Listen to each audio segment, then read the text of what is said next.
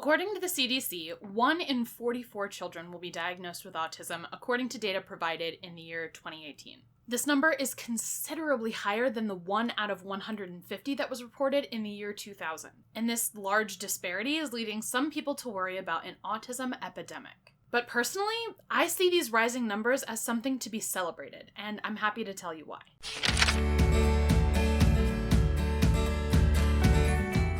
Hi, my name is Megan, and welcome to Neurodivergent Magic, the YouTube channel for relatable and accessible neurodivergent content. Let's start with this so-called autism epidemic and talk about what people are worried is happening, and then we'll get into what's actually happening. First and foremost, I just want to be very clear that people who are worried about an autism epidemic are dealing with some pretty serious ableism. Ableism, if you don't know, is the sentiment that being able-bodied and able-minded is better than being disabled in some way. Ableism, a lot like racism, is very pervasive in our society. It is baked into the way things are. So even if you would consider yourself, not ableist, there's a good chance you have a lot of internalized ableism. And yes, this can absolutely apply to disabled folks as well. It wasn't until I started identifying as autistic that I finally realized that I held some pretty crappy beliefs about disabled folks. And honestly, it's really sad that it took until it affected me personally for me to realize my crappy beliefs. Ableism is everywhere, and it is especially pervasive in this myth that there is an autism epidemic going on. Because if you think about it, the idea that there's an epidemic of autism, even just the language that's being used, epidemic, it's very scary. It's very fear-based. And what are these people afraid of? They're afraid of their children being autistic because they see it as an inherently bad thing, when really it's not. So ableism is at the root of the fear of the autism epidemic, but what do these people think is going on?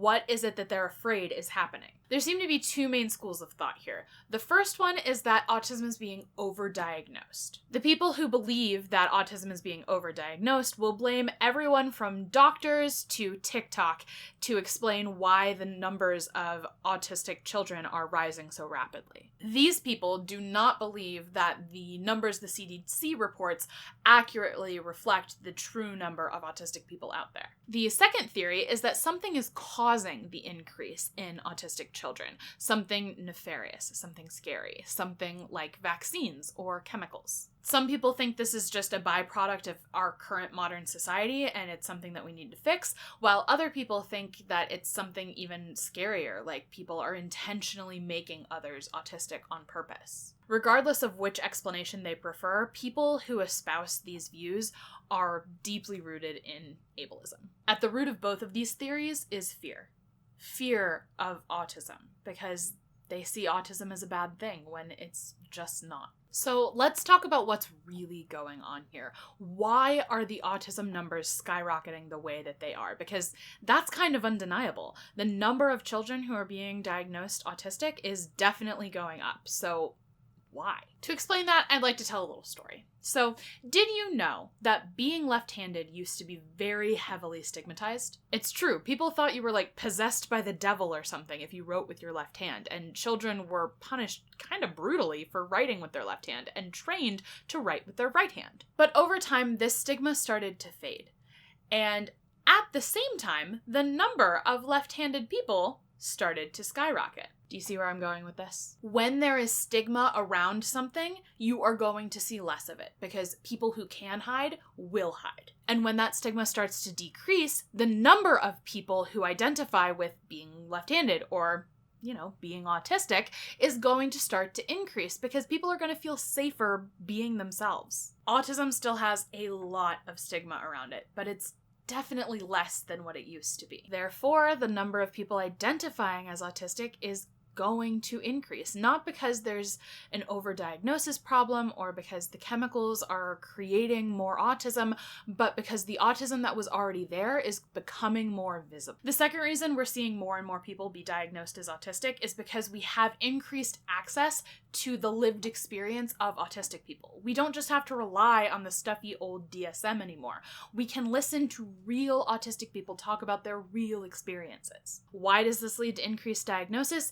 Because it helps people who don't see themselves in the DSM see themselves as an autistic person. This is where TikTok gets into a lot of trouble. You can check out my video on ADHD talk and whether it's helpful or harmful if you want more information on that. Finally, there is a change in the modern world that could be causing increased rates of diagnosis of autism. It's not causing more autism, but it could lead to higher rates of diagnosis, and that is the world is kind of a sensory nightmare nowadays. Now, to be clear, this idea is not completely mine. I saw a post on, I think, Tumblr of all places, about how, medieval farmers back in the day, didn't have a whole lot of sensory stimulus going on. There was the sun and there was the wind and there was the wheat, but that was about it. And sure, those things could be very bothersome and problematic to some autistic folks, but for a lot of autistic folks that, would be doable, manageable. But in today's modern society, with bright fluorescent lights, lots of chirping and chiming and alarms, and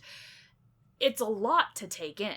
People who might have passed under the radar as being, maybe a little odd, but, that's just Joe, now are being diagnosed as autistic because the world we live in is much more prone to bringing on sensory meltdowns and symptoms and traits of autism that are more visible. So what does all of this mean for autistic folks today? First and foremost, if someone is afraid of or angered by your existence, they're probably wrong and you should feel free to ignore them. Seriously, this is your permission slip to ignore people who are afraid of you or upset by you being yourself. Number 2, autism doesn't have to be rare. At one point we thought it was, and now we're realizing that it's, probably not. And that's okay. I think for some people, not everyone, but for some people, myself included, there's this feeling of well, if it's not rare, then I'm not that special anymore. And I know that's silly, but some of us kind of do feel that way. And that's something we're just gonna have to come to terms with, because it turns out autism really isn't all that rare, and that is okay. I promise you're still special. Third, I want to say that CDC data that I was citing, first of all, it only studied children. Second of all, it only studied cis girls and cis boys.